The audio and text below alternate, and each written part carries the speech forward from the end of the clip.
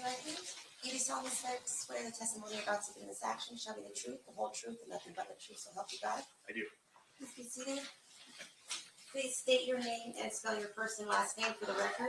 Sure, I'm Michael Dorsey, and it's Michaeldorsey. Thank you, sir. Whenever you're ready, Mr. Jacqueline, you may proceed. Mr. Dorsey, how would you describe your profession? I'm a film producer and documentary producer and filmmaker. How long have you been doing that? About 25 years. And do you focus on a particular type of documentary? My expertise is probably true crime more than anything else, but I've done all different subject matters. I'm going to direct your attention to sometime around 2011. Do you decide to make a documentary about the Tupac Shakur and Biggie Smalls murders? It was late 2012. Greg Kading's murder rap book had been out for about a year. And at the time, I would always have some passion documentary project going on the side. And I just finished the most recent one, and I was looking for a new project. And I came across a couple of articles about Greg Kading's murder rap book. And they had some quotes from Keefe D's 2008 proffer in them. And it just sounded legit to me. I don't cater to conspiracy theories, but it sounded very well backed up, and it sounded like the real deal. So I just reached out to Greg Kading and asked if he was interested in making a documentary, and he said, yeah. And we went from there. So you reached out to Kading and asked him if he wanted to do the documentary. He said yes. Correct. Describe your process. Well, do you have to do research to do the to do a documentary like this? Yes, it took me over 2 years to make the film, in large part because of all the extra research that I did. I needed to interview Greg Kading for it. He was kind of the main person walking us through the story. But I also wanted to make sure that what he was telling me was legitimate. And also needed to make sure that I covered the whole story. So I understand it. And it's not just him, deciding what we're going to cover. As part of that, he turned over to me digital copies of the entire LAPD case file for the Biggie Smalls and Tupac cases, and gave me unfettered access to those files so I could check basically on my own what he was telling me. You also, well, maybe you didn't. Did you check into Greg Kading's wasn't the first book ever written about this? Sure. Is that correct? That's correct, yeah. I also read Kathy Scott's The Killing of Tupac Shakur, which was the first kind of definitive book on the murders. And then lots of articles on it, of course, because there's been tons of coverage over the years. And as you were kind of researching all of this, this information, what is your ultimate goal in creating a documentary? Well, there's like the kind of philosophical aspect of it, which is my goal is to get at the truth. But also my goal is to tell the public a good story, something that I think is of the public interest that they should know. And in this case, it seemed like they had solved this murder, and yet the world was carrying on like it was still unsolved and like we still didn't know what happened. And it was like, it sounds like we do know what happened. And so that was my goal, was to put that out there. Did you have any concerns about accusing anybody of murder? Absolutely. I had concerns for my own safety, accusing a gang member from a violent street gang of committing a murder, and then also just my own financial concerns, since Puffy was going to be implicated in it as well. Taking on someone who was at the time heading towards becoming a billionaire, and who at that time did not have the public backlash that he's faced the last few years. He still had a pretty good, clean image at the time. So I was concerned about both. And based upon that, do you eventually make a documentary? I do, yes. Does anybody sue you? I was not sued, no. I was threatened a couple of times. Who threatened you? Universal Music sent me a note because we used Tupac's Hit 'Em Up, his diss track against Biggie and Puffy. In the film, we did it using what's called fair use law, which means you don't have to pay for it because it's a documentary. It was just like a cursory check-in from a lawyer at Universal Music, making sure we had permission, and our law firm had cleared it for us. So that was no problem. And then supposedly Puffy's attorney, Weitzman, I can't remember his last name, but he was a high-powered A-list attorney. He sent a note to Apple TV over it because that was one of our distribution companies, and basically saying that the film was defamatory towards his client Puffy Combs, and that they had like 5 business days to pull it down. And Apple, they're indemnified, so they don't care. It's up to us. It's up to me as the producer if I want to pull it down or not, because I'm the one that's going to get sued, not them. And we said, no, we're leaving it up. And that was the last we ever heard of it. So you never wound up getting sued by Puffy? You were never sued by Puffy, no. Now I want to sort of fast forward past 2012. Does there come a point in time when you see something that causes you to want to get involved with Mario Diaz? Yes. I can't remember the exact date, but it was probably early 2017 would be my guess. Earlier in 2017. I was actually in Tulsa, Oklahoma for a film screening of one of my films. And I was out at dinner, and I think someone sent me a link to this YouTube video, and it was Keefe D in a studio. It's a short video. It's just him saying he's going public. He wants the world to know he was there for Tupac's murder. He says he has cancer. He wants the truth to come out. And I couldn't believe it. I was at a restaurant. I went outside and started calling people. And I talked to, I think, Greg Kading and some others, and we just thought, Keefe has to know he can't go public with this information because it can be used against him. But it sounded like he was going to go and talk, publicly about this murder and repeat possibly what he had said in his proffer in 2008.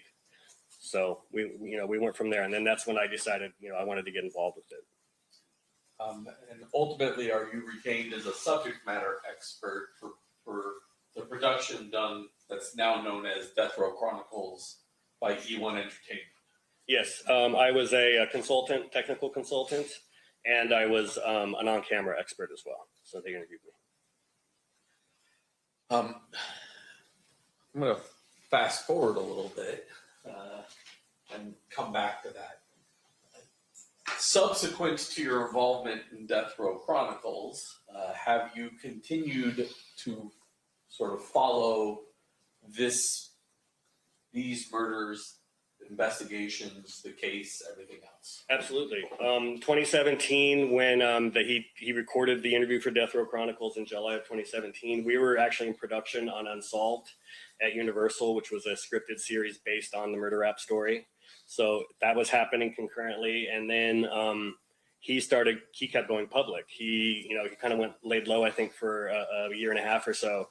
And then this book that he had talked about during his BET interview, all of a sudden he's promoting it and saying it's about to come out. And then we find out he's going on Vlad TV and doing another interview. So he just kept, from then on, for years then, he just kept doing more and more interviews. So I stayed engaged with it. And I also was conducting my own interviews, following up with new people.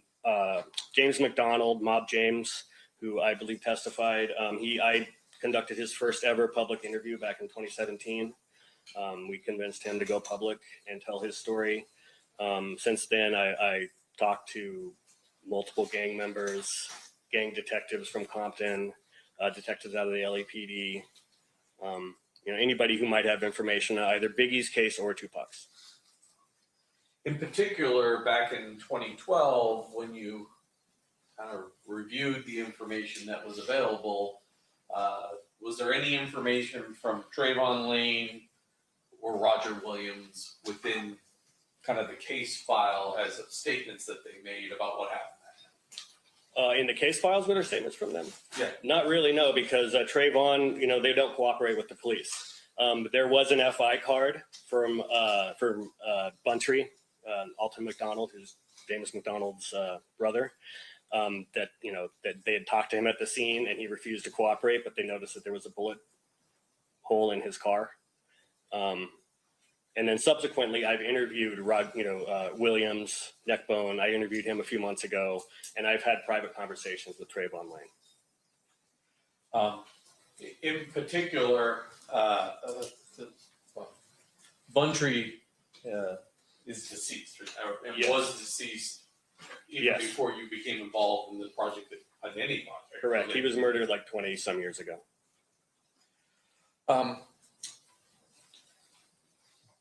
During the course of the interview with Mr. Roger Williams, aka Neckbone, Mhm. do you provide some video that was taken of Mr. Shakur and Shug as they're leaving the Tyson. Yes, I showed him the MGM video of Orlando Anderson getting beat down. Neckbone was one of the men who participated in that beating. And then I showed them the footage of them then fleeing the casino with Tupac in the lead with his bodyguard, Frank Alexander, and Shug. And there's a moment where Neckbone kind of reaches out and kind of punches Trayvon, kind of like we got him kind of a thing. And he confirmed for me in my interview that that's what it was. That's what he was doing. And he also told Trayvon. Let me. I was like. It is. Well, that's the saying, and you'll rephrase. Yeah. So strike it. As you see, both Neckbone and Trayvon Lane running through on the video, you can see Neckbone kind of either dap or punch Trayvon. Exactly. And at that point, Trayvon Lane removes the black hat he's wearing. His fedora that he had on, yes. I was actually talking about somebody else's video. Was there some high quality video of Tupac and Shug leaving the... Yes, when they first leave the arena, there's some footage. I think it was actually shot by BET. A BET photographer was there and shot, and it's footage of them coming out of the arena, and Tupac is in his gold shirt, and he's all hyped up because he just watched his friend Mike Tyson knock somebody out, and he's playing to the camera, and he says something about, if you go to jail, you come out and you win, or something like that, because Tyson had also gone to prison, and Tupac had as well. So you could tell he was just super amped up. And then last night we watched that portion of that video out of your Neckbone interview. Right. And then that one, Neckbone is the person speaking while that video is playing. Yes.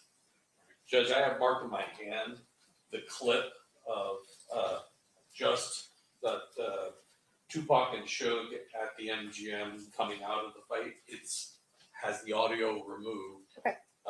It's just the video portion of that I'd offer at this time. Any objection? No objection. Okay, you may play it. Or sorry, it's admitted. You may publish. Thank you. Did you give him 154? 154?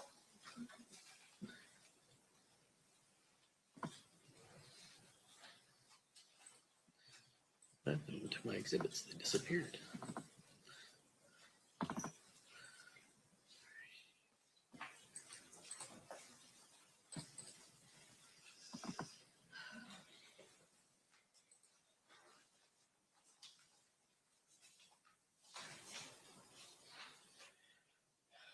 Both Shug and Mr. Shakur are both readily identifiable from this video, correct? Right, yes. And this is the shirt that, the clothing that both of them are wearing as they come out of the arena.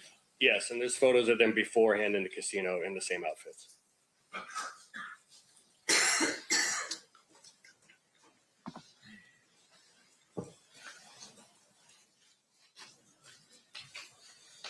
May I approach, Judge? You may. Showing you as marked as state's proposed exhibit number 149. Have you ever seen the photograph of these men sitting on the curb sometime after the homicide occurred? Yes, I've seen this. And do you recognize the people that are in those photos? I recognize them more because I've been told who they are, although Trayvon Lane is very easily recognizable because I know that that's the outfit that he was wearing that night. Okay. Mr. Cole, can you take down the listing of what's on that? Oh, sorry. You may proceed. Thank you. So that's Trayvon Lane. Mhm. We've previously heard testimony that's Idi Amin and Leonard Jefferson. Correct. Have you ever spoke to Kevin Woods? I've never talked to Kevin Woods. And do you even know who Castro is? Yes, another member of the Outlaws. Okay. Yes. Were Kevin Woods, Castro, and Idi Amin all members of the Outlaws? No, Kevin Woods, I believe, was one of the Pyrus, also known as KW. So just Castro and Idi Amin are. As far as, yes. Okay.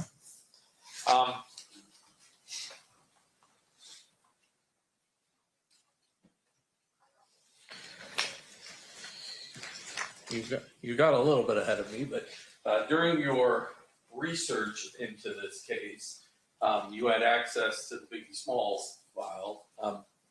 Alton McDonald is actually known as Buntree, correct? Yes.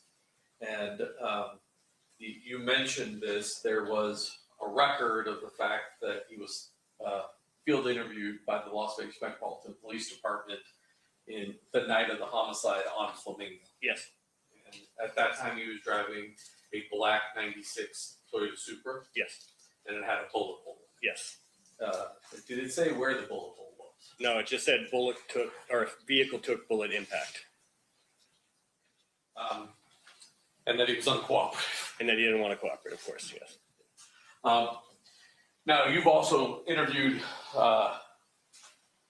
Reggie Williams, is that correct? Or Reggie Wright Jr.? Reggie Wright Jr., yes. I interviewed him for a murder rap, over a decade ago when we were making that movie.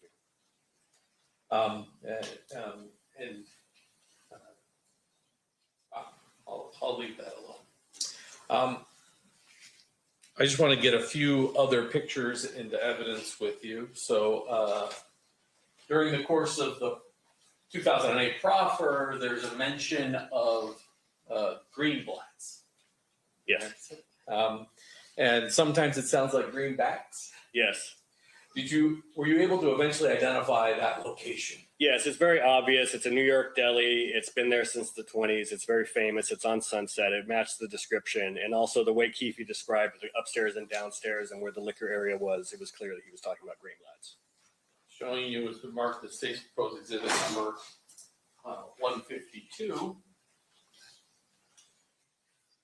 Do you recognize that? Yes, this is the front of Greenblatt's on Sunset Boulevard. There's some blue writing on there. You recognize that as well? Yes, those are subtitles that I added. That's a screenshot off of your interview, I think, with Neckbone, correct? Yes. Were you aware of a person by the name of Eric Zip Martin, also known as Equan Williams, maybe Eric Von Zip Martin? He went by a bunch of names. Yes. Who was he? Zip has a long story. He's kind of a Harlem legend, a hustler from Harlem. He was a drug dealer, trafficker. He, I believe, also was trafficking women. Was a pimp. He was an older generation, or kind of in between Puffy's generation and Puffy's father. Puffy's father was also involved in the street business there in New York and was murdered when Puffy was very young. And Zip Martin was kind of like he was a mentor to Puffy when it came to like the street life and wanting to kind of have that gangster persona. And supposedly he may have also been dating Puffy's mother at some point. Was he the godfather to anybody associated with this particular case? Yeah, he was supposedly godfather to Biggie's son, Chris, CJ. And is that the son with Faith Evans? Yes, I believe so, yes. When Biggie died, was there a memorial that gave certain credit to Zip? Yes, actually on his second album that came out a few weeks after he died, Life After Death, in the back, there's, a thank you, a list of all the people to thank, and in there's Uncle Zip, and then in parentheses it says the spiritual advisor. You also, I'll put this in 151, showing you as marked as state's proposed exhibit number 151. You recognize that? Yes. And who are those two individuals? That is Sean Puffy Combs on the left and Zip Martin on the right, and this was supposedly at a New Year's Eve party in 94 or 95. Move to admit 151. Any objection? Yeah, I'm there for a second. You may.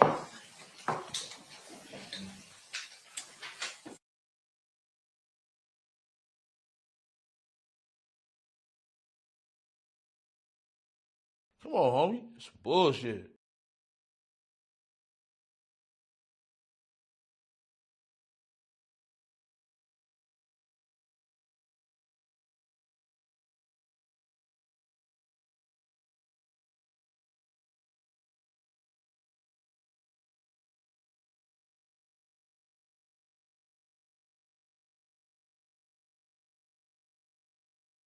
Pursuant to the conversation of the bench, no objection, it'll be admitted.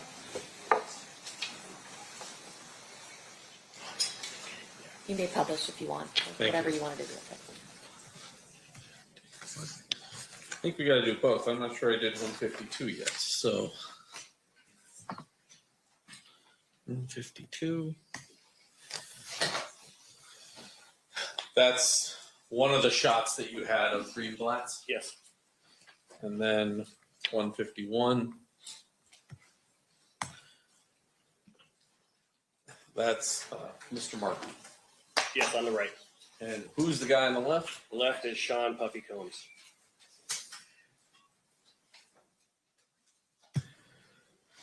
Now, Mr. Diaz testified about sort of the production of the Death Row Chronicles. And initially, were you contacted by Cliff Mogg as well? I reached out first to Las Vegas Homicide, and then Cliff Mogg reached out to me after that. He had contact with you, and just so since this is one we put up in our opening, showing you state's proposed exhibit number 61, you recognize that guy? That is it, Martin. Prove to him at 61. No objection, Mayor. So submitted. And do you essentially conduct an interview with Detective Bond? Yes, he came out to Los Angeles and interviewed me in my home with his sergeant.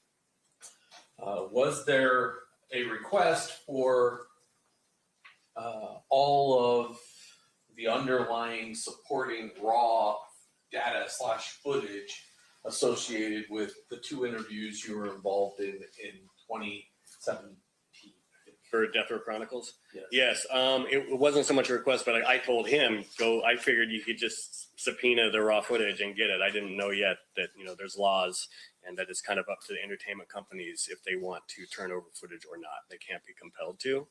So that's what I thought would happen. I thought I'll let him know about this, and then it's his to do with what he wants.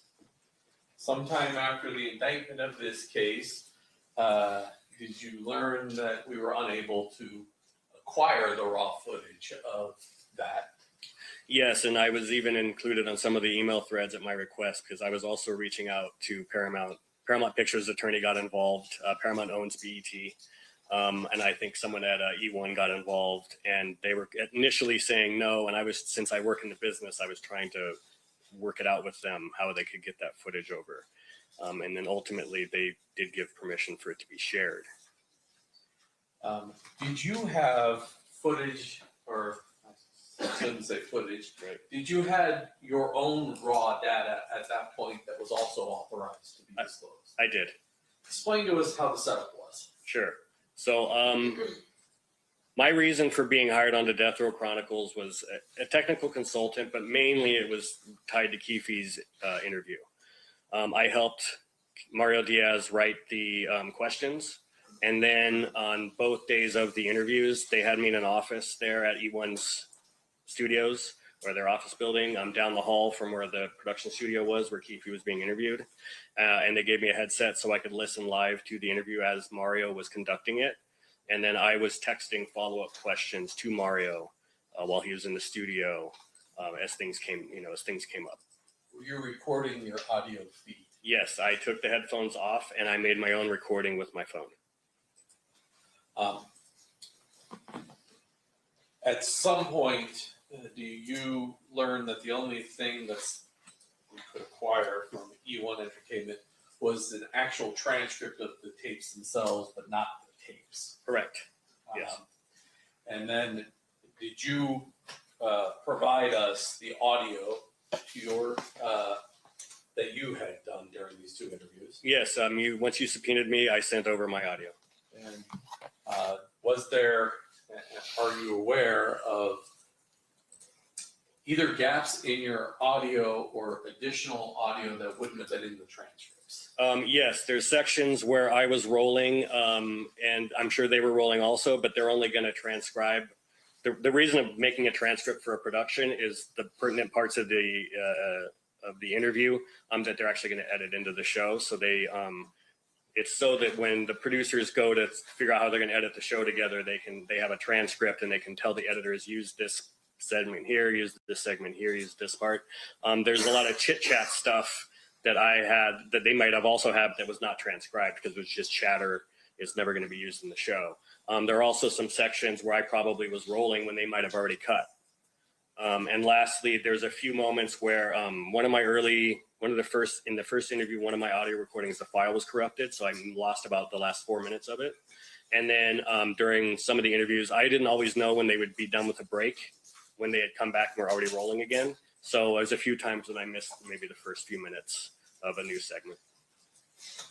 Let's start with the transcripts. State's proposed exhibit number 113 and 114.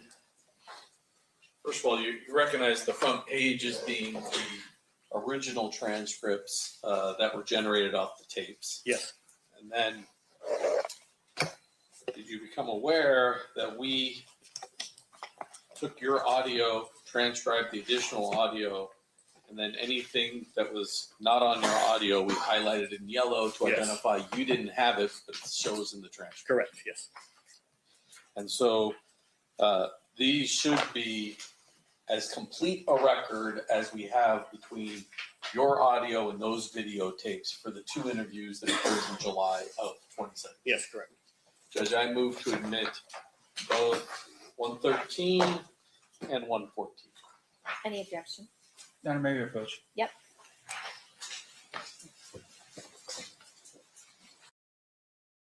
Show some love, brother love.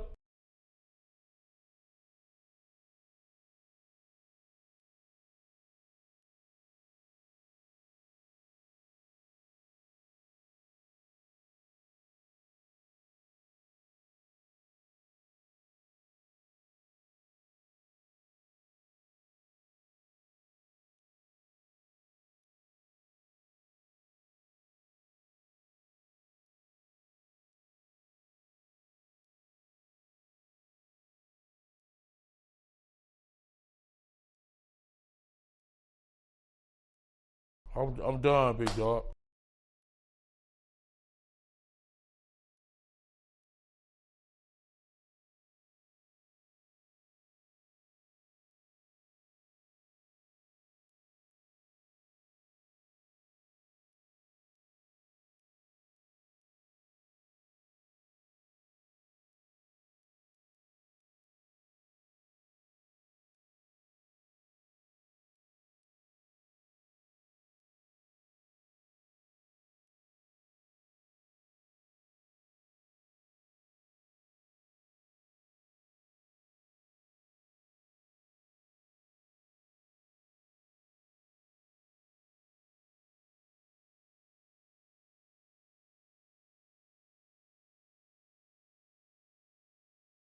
Like, damn.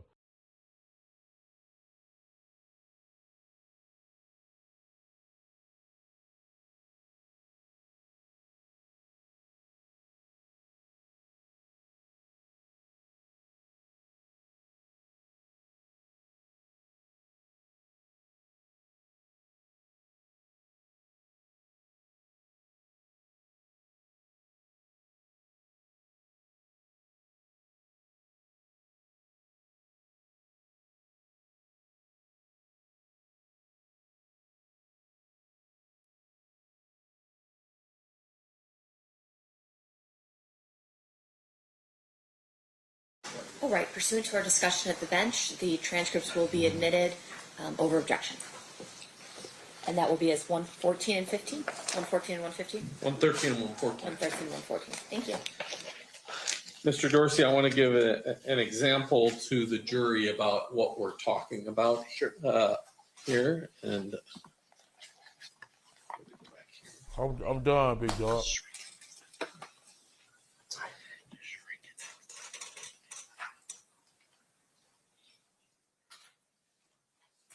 I'm going to put my glasses on. We are in 113. So if we go to 113,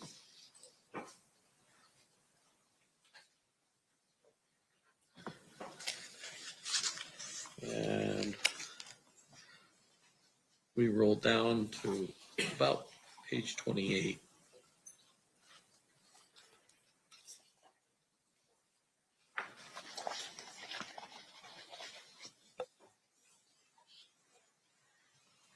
Oop, there it is. It's page 28. Time cutoff is about 30 minutes and 16 seconds in. The yellow part is the part that's not on your audio tape. Is that correct? Yes. And that was transcribed from the original videos that we don't have. Right. And everything else that's unhighlighted, we should hear on the audio. You should hear. Yes. Okay. And that would be the same for both of these. Yes.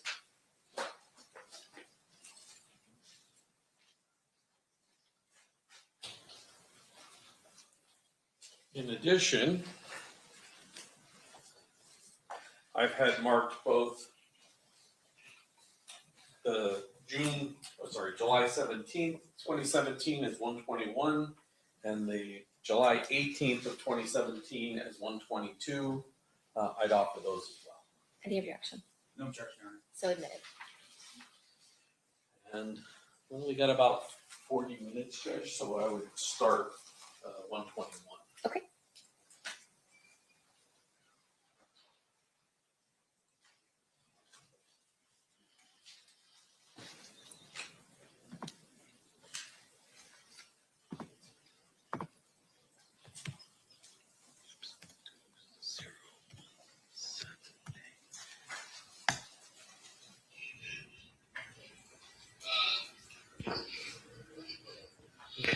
Grew up in the city of Compton. Yeah. Southside over there in Compton College right there.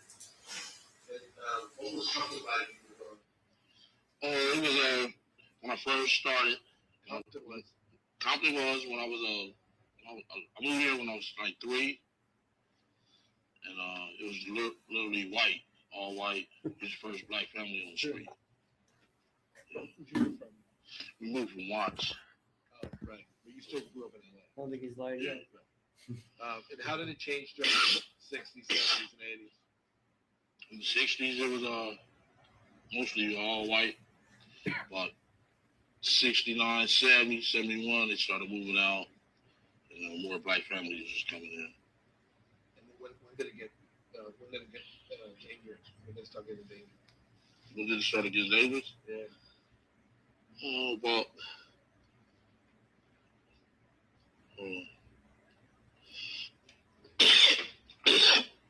about 72, 73. What happened?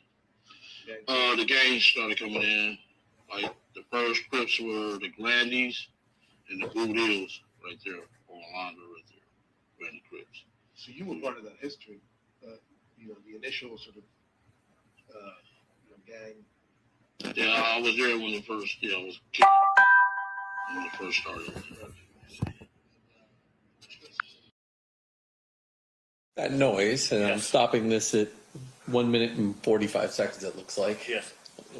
Was that your phone That is making my noise? phone making that noise. Yes. And there's going to be a few times here where you're going to hear me loudly texting and you're not going to be able to hear the audio very well because I was probably texting a message to Mario in that moment. So sometimes it cuts out in this first interview.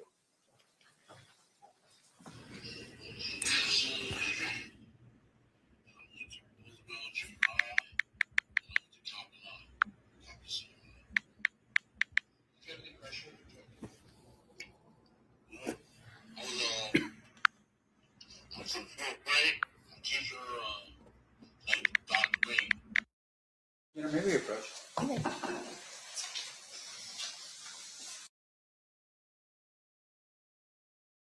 God damn, homie.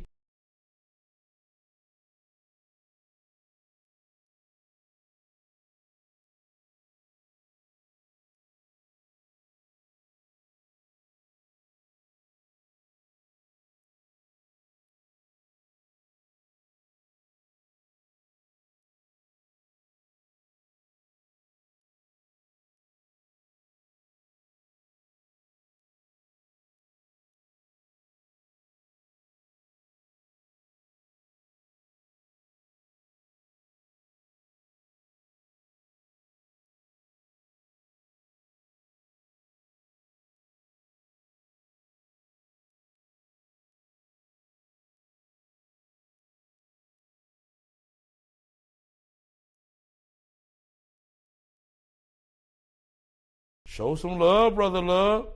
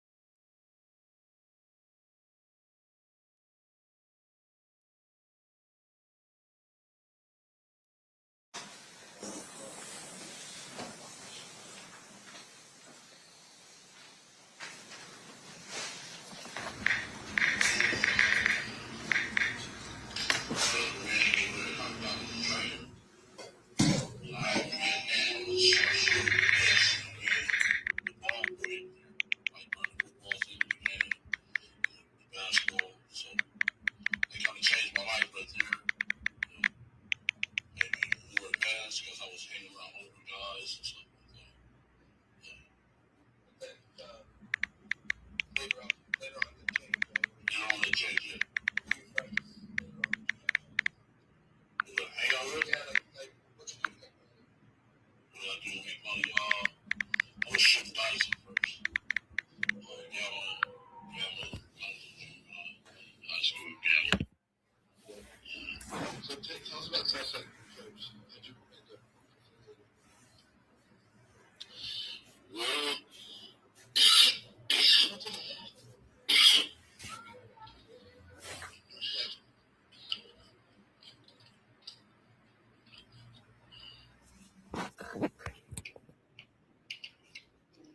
the Thursday that Southside started. I happened to be at the school when it started. All my big homies, brothers, and they was there.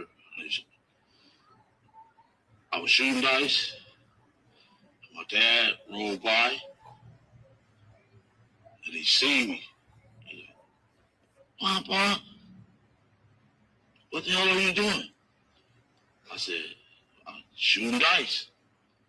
He said, shooting dice? I'm like, yeah. I said, get your ass in this car. Come on with me. So I really got a whipping for trying to be a salsa. So I was about 9 years old when it first started. That early. Yeah. How'd you work your way up? How'd I work my way up? Yeah. Oh, shit. I don't feel comfortable saying No. You don't have to go into detail. You can just say, You look. don't want to talk too much about his gang affiliation and what he did to get Whatever his way up. Okay, so ask the question again. Yeah. How'd you work your way up to that organization? What, to be the boss? Yeah. Well, money, really. You know what I'm saying? Money gave me the power and stuff like that. The dope game, really. The dope game. Yeah. The coach, one of the coaches at Compton College, I was 17 years old. Got to start with that. So you were respecting. Yeah. Respect the guys. Yeah. Because when I was in high school, I was in this program called Upward Bound at UCLA. Huh. Called what? Upward Bound program. Shit, I was kind of a smart student and stuff like that. And on the weekend, Like an advanced I program. come home, I think it is. and all my homies, they was kind of rolling. You know what I'm saying? And I was up there eating them noodles and toodles. You know what I'm saying? So I kind of should have stayed there going to UCLA, but I stopped, got in the gang, started selling drugs. Man. Could have gone to college, gotten the gangs instead. Stop that for now. Yeah, so can we find out? Yeah. Well, just continue with it. Yeah, can you keep an eye on that? I'm not paying attention yet. That looks good. How'd you meet Sean? Oh, You talked about him. I was like 9 years old, 10 years old, 10, playing Paul Warner football. That's You know, interesting. I was a running back on the team, and he was the center. Huh. Like the ball. His dad What? and his uncle was our coach. So after we win games, we would go over their houses, go swimming, have hot dogs, chips, and everything. And I was like the star running back, running out, winning all the touchdowns. Number 20. Yeah. And she was what? Huh? What was she? She was the center. Who's the center? Yeah, I the ball. Right. Yeah. What was your, were you guys tight? Or just knew each other sort of like, because you were in the, Back then, yeah, back then. the coaches was real strict. You know, they didn't care. You know, you bring your parents up there, kind of, well, for Alice, they even whoop the parents' ass. Coaches was real strict, so his daddy used to, I was doing a lot of exercises, running a lot of laps, push-ups, 6 inches, beat the stomachs and shit. We used to be mad at that motherfucker, you know what I'm saying? The dad is punishing our ass. So, shit. At practice, I used to try to take it out on his motherfucking ass. You know what I'm saying? Hit his ass even harder, you know what I'm saying? He was a little younger than us, maybe a year or two. I used to punish his ass every chance I get because your daddy fucking over us. 6 inches, all the exercises, hard work and shit, bull rings. So really, Coach's son used to catch it back then. You know what I'm saying? Yeah. He ended up going to UNLV. UNLV, right? Yeah. Tell me about that. We had lost contact back in that area when he went to UNLV. Yeah, we lost contact. You didn't continue playing? Got in drug game. Yeah. My mom that got sick when I was 15, 16 years old. She suffered with cancer. So I really lost my backbone. When she lost, that really broke my heart. And I really needed her. I really kind of needed my mom's back then. At that point in time in my life, she could push me to be a better person. No, he's a good man. Very good man. So when did you get? When did you connect with Joey again? Like Death Row days? I can't tell you all this. You know what I'm saying? Okay. Because he's usually still in the street, homie. Oh, right. Yeah.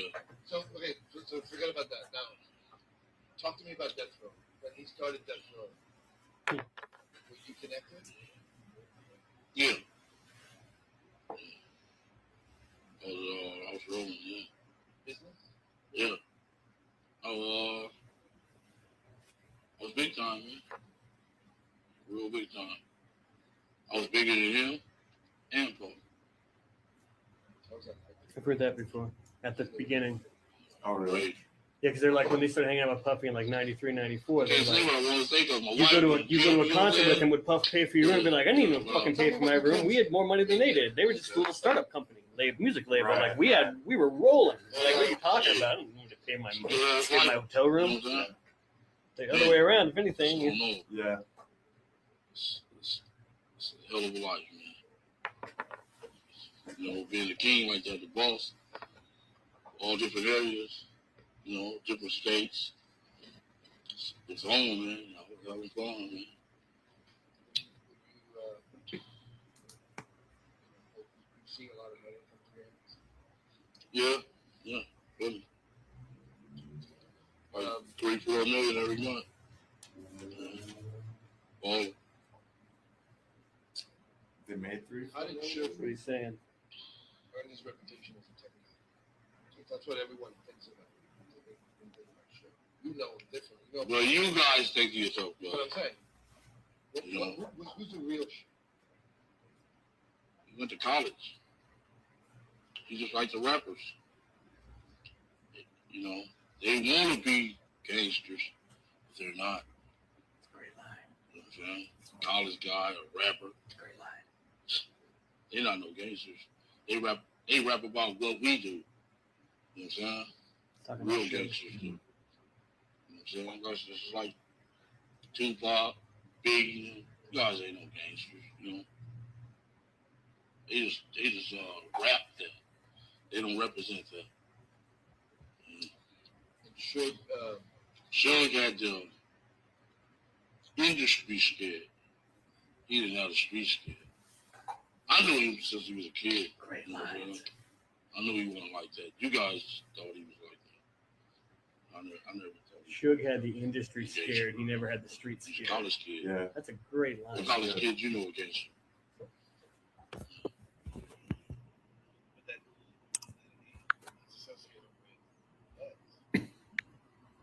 You ready to get $1 million to be associated with blood? Come on, man. You ain't in the streets, dude. Knock it off.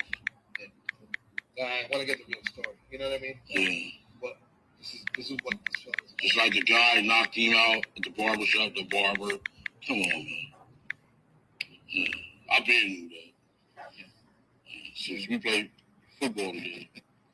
You know, find out a person's heart. Out you get shit tonight talking about free Keefe D. You know what I'm saying? So tell me more about him. Do you think he was just a, like home sugar man? Was he really softy at heart? No, his dad's name is Suge. And he just took on his dad's name. He just called him Big Suge when we was playing football. That's his dad's name. Yeah, his dad's name is Suge. But I mean, what was he? What was his personality? Was he? His name was like, Sugar Bear. You That's say what his he was mom a called gangster, him. but was he like And then it got shortened to Suge. softy at heart? Like, was he like a soft guy? Oh, he's a good kid. Went to college. That's what good kids do. Go to college. Yeah. Did he have business smarts? Evidently he did. He took a record company from the ground up and made it $100 million. You know what I'm saying? Yeah. He shouldn't have been trying to be no gangster. Because you're not no gangster. He should have just stuck with the business. You know what I'm saying? Like Puff did. Stuck with the business, the business side. Jay-Z stuck with the business. But you want to run around here hitting on people, you know what I'm saying? Think you a gangster. Then you got some crooked cops running around with you, you know what I'm saying? Yeah. So that was his problem. He was trying to be a gangster when he wasn't. Yeah. That got him into trouble.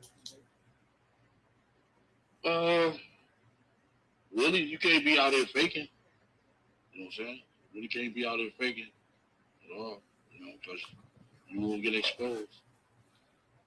Streets will eat you up, especially if you're weak.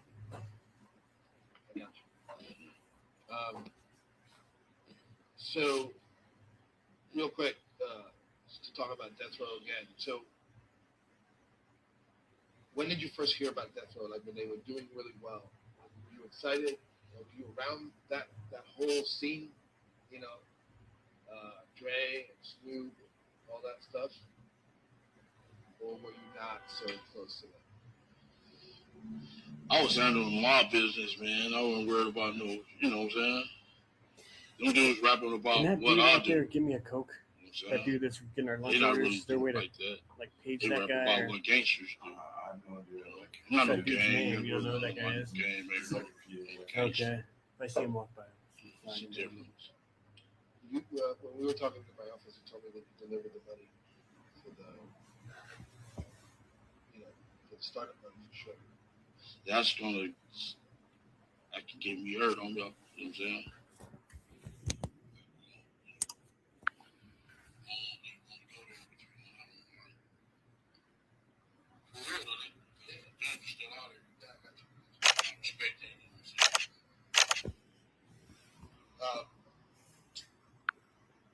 Did you listen to their music? Yeah, it was cool. I liked it All Eyes on Me, The Chronic, Dr. Dre. Them was from my side of town. Him and Easy and Ren, they from my side of town. Did you, you're a fan of Tupac? ran pretty well from Yeah, that was cool. NWA. I like that. There's stories that your brother Kevin was typing easy. Yeah. Tell me about that. They was two youngsters trying to make it in the street, doing their thing, making money and stuff. Yeah. And I went to the pen. I went to the pen in 1985. And because I used to be in his house, he used to be making all that racket. Yeah. I'm like, man, that sounds like some fucking bullshit. Turn that shit off. You know what I'm saying? Shit, but he stuck with it. I was walking around the track in Tracy all the time. I'm listening to the cruising down the street in my 6'4". It was him. I didn't even know. One of my partners came up and was like, I'm like, man, what the dude, Eric, Wright doing? He like, man, you heard that record? Easy, that's Eric. I'm like, man, you bullshitting. You know what I'm saying? Because they only had 2 TV stations back then in the prison yard. Awesome. So, you know, but we was listening to the shit on the radio the whole time, and I didn't know that was easy. I was like, damn, that. When I got out, he blew up like a motherfucker. Yeah. Kevin wasn't into music? Huh? Kevin wasn't into music? Kevin went to prison. Yeah. Oh, he was in. No, he went to prison after me. He went to prison when Easy had blew up kind of this shit that came off. Yeah. How many times did you go in? How many times I went in? Yeah. Oh, shit. I did a shooting. And I had a drug case. I went to Tracy Corcoran, and then I went to the feds. I went about 4 times when just been about 4 times. This last little bit, they raided my house, came in. Said, the guy didn't know who the fuck I was at first. He like, raided my house for my daughter's boyfriend. So like, damn, he like, what you got in here? So I got a pistol and some money. Okay, I'm glad you declared it. So the motherfucker got I had on my drawers, my slingshot t-shirt, while he had me in handcuffs. So he went in the room and got my pants, and he found out who the fuck I was. Called me back in there, he like, man, I know who you are. I'm like, he said, man, you Keefe D. You the leader of this gang. I'm like, man, I ain't been out there in about 5 years. He like, oh, fuck that. I'm taking you to jail. So, man, you ain't a man of your word. You said you're going to, declare my shit. No. Let's take you in. So I just did a little bit in Wasco for that. For a little gun case. Yeah. How long ago was that? That was in 2015. Okay. Stuff with pool and the whole coffee deal that I made before. Is that it? All right, let's just move on. Yeah, let's switch it. So this is what I was talking about. You guys can stop and change your color. You good? You need water? Okay. Yeah. More mint?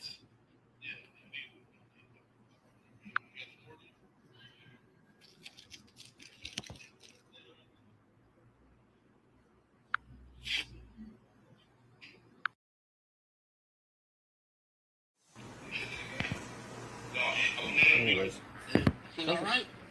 Like, yeah. You shouldn't. I can't tell if they're just bullshitting right now or if they're filming. Yeah. They didn't give you a box. No, he taught it. He showed it right back together. Yeah. He told me before I went to the surgery that I was going to have a colostomy bag. Yes, it's the location. If it's near the rectum, it's above. Yeah. It's pain in the ass. Yes, it is. I told you, I've got 2 people close to me who that. I'm an arms passed from that. That's what scared the shit out of me. Oh, so you have a hereditary thing. Man. Right. Well, I mean, I got my check. It's supposed to be at 50. I got my check at 40. Yeah. I've been going every year now. You do it every year? Yeah. I do it every 5. Yeah. All right, let's continue. You guys support? Hey, so there's a bunch of Southsiders in 90s music videos. You guys know a bunch of music videos. Great. Do you remember which ones you were in? Like,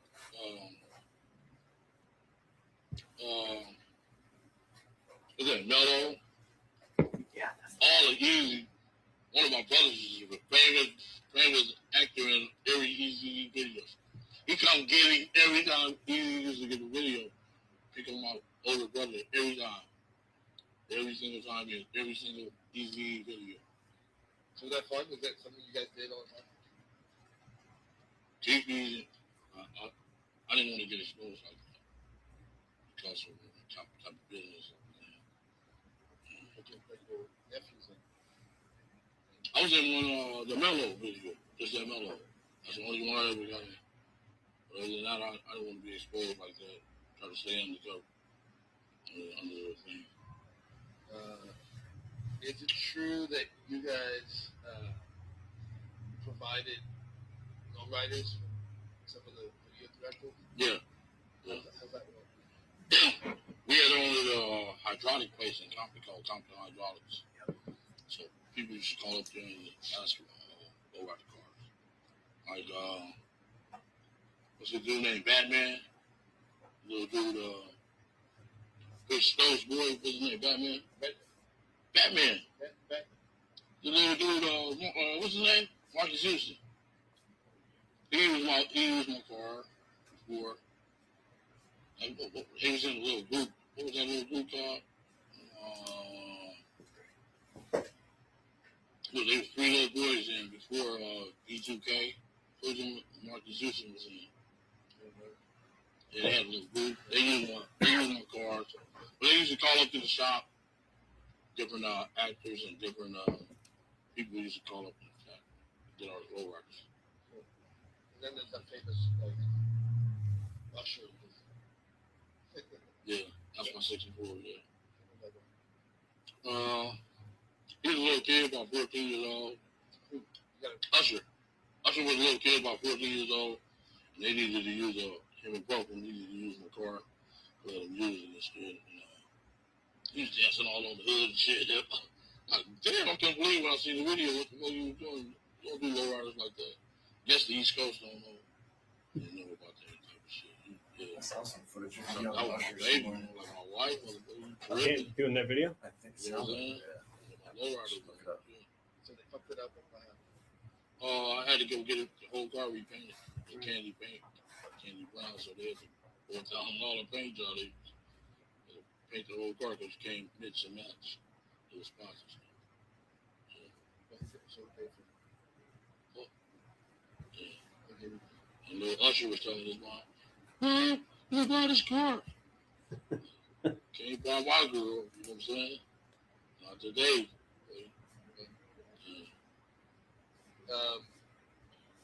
So what happened? How did you how did we get to this point? Like, what? You opened up to the police about what happened today. I want you to be comfortable talking about it. Like, at some point they cut off the. Why did you tell them what happened? I was up against it. Definitely. Are you comfortable talking about what they had on you? Is that? Are you comfortable talking about what they had on you? Or is it drugs? Yeah. As far as proof. They was, the FBI don't come with us, they help you. They don't come with us, they help you. They sent a guy from DC to get me. Form a task force. But I figured I was targeted behind all shit friends, they police and shit. So they was like kind of, we was fighting on real war. So the mayor, he was even with we sitting at a restaurant, sitting at IHOP, Compton Boulevard, and Alameda here. Supposed to come in here, acting like a yard, like you're a street motherfucker. Tripping mayor, you better do your mayor, you know what I'm saying? Coming here mad on him. He knew who the fuck we were, you know what I'm saying? He was just want to show his boys, Out of the Compton police is to show his boys. The Wrights, Reggie, Junior and Senior. Yeah. So, before that happened, before any of that happened, the Tupac murder was in '96. Did you ever feel like it was going to catch up with you? Is that? Did you ever feel like it was going to catch up with you? Like people would come and talk to you about it? Man, they had just FBI was on it from day one. It was on it from day one. Tell me about the first time they talked to you about it. Was it 97? Was that? Tell me about the first time they talked to you about it. Shit.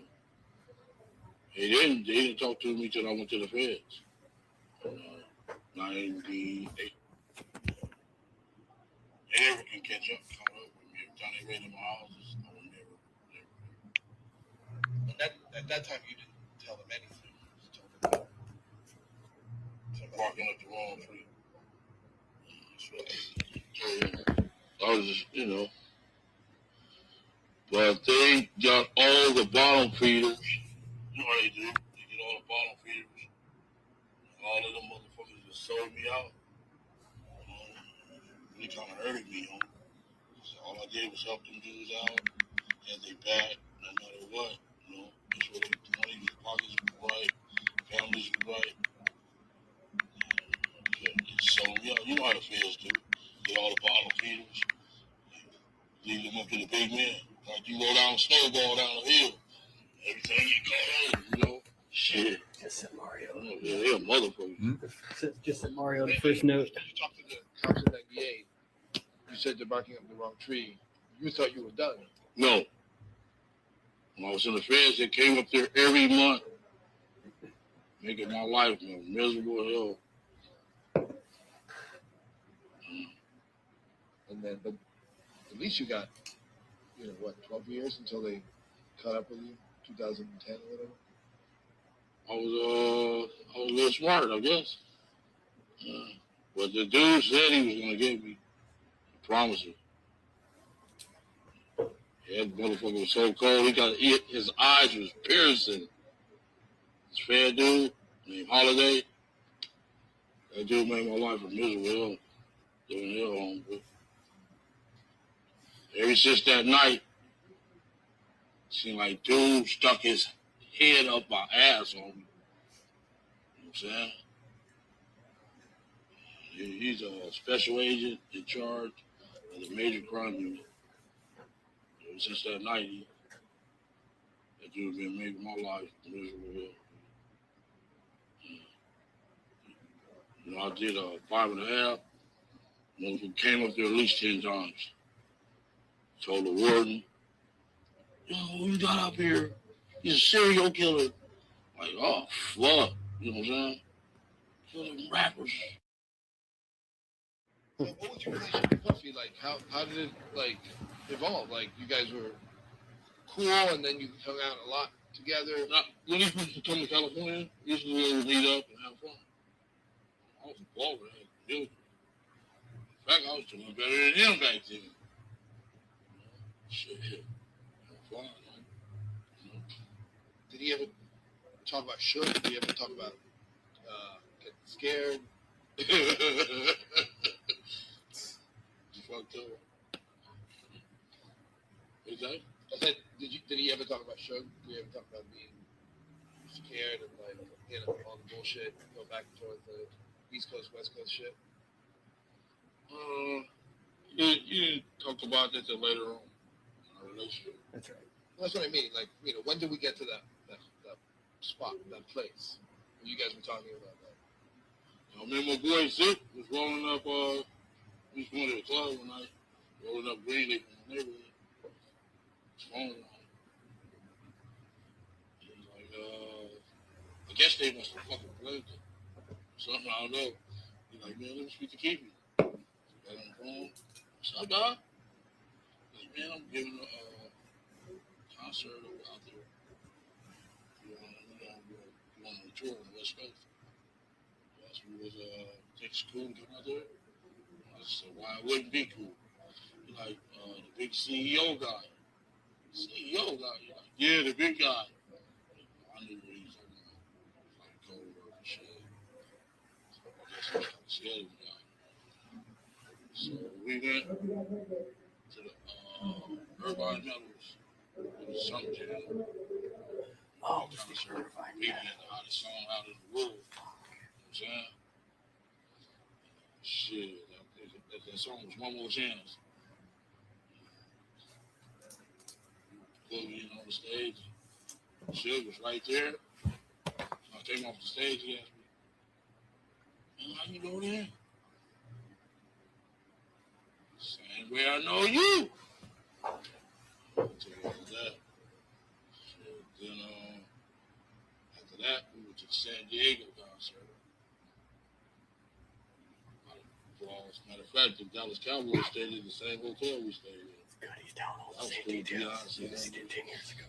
Amazing. All the brawls were all around that mother for the Dallas Cowboys. Football team, everything. Ready for Troy Aikman. Saying, I don't know if we can get you in trouble or not, but the brawls were all around the yeah. Then we went to the Anaheim. That was on the Halloween night. Perfect. Halloween. Halloween night was cool there too. And he just give you passes for everyone. Like everyone would go concerts. I just go get a picture with little homies. I was riding in the van. I was on the stage with him every time. You get to hang out with Biggie, obviously. Right? Yeah, Big was cool. Cool dude and everything like that. So when did Puffy start talking about, Suge on a real serious level?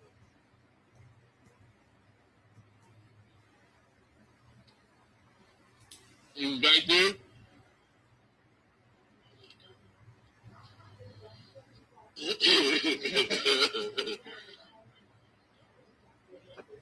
We already established that. Yeah. Now, what'd you say? I said, when did he start talking about Suge, like on a real serious level? Puffy. Oh, being scared of shit? Well, or doing something more than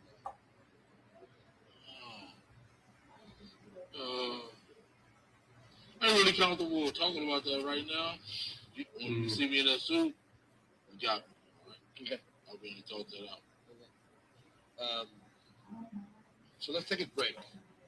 You can go smoke. Can you be back here in 10 minutes? I want to get more before the 2 o'clock. Yeah, no. Yeah. Yeah, you got to give me to my wife. She did take me back. I might have not been here. What do you mean? You want me to? I said I might have not been here. Oh, of course, yeah. But she's not down. She's not down there with you. Right? She's in the hotel. Yes. Oh, okay. I thought you meant like. Well, I got to take care of her. Yeah, of course. After lunch, we'll do a little more, and then you're done. Okay. All right. I'm gonna smoke. Is that cool?